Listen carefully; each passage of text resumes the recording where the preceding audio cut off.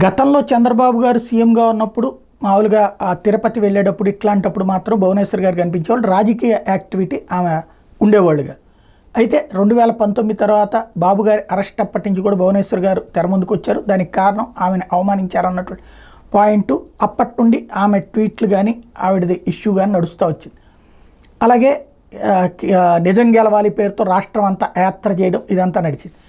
ఇప్పుడు గెలిచిన తర్వాత కూడా ఆమె మొన్న ప్రమాణ స్వీకారం సందర్భంగా కౌరవ సభని గౌరవ సభగా మార్చారు లాంటి ట్వీట్.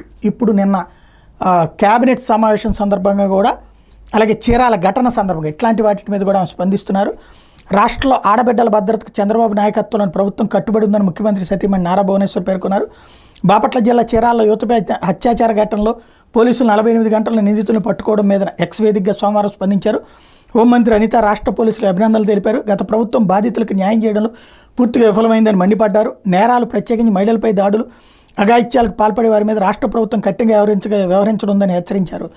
అలాగే విద్యా, ఐటీ శాఖ మంత్రి బాధ్యతలు స్వీకరించిన నారా లోకేష్కి ఎక్స్ వేదికగా భువనేశ్వర్ అభినందనలు తెలిపారు.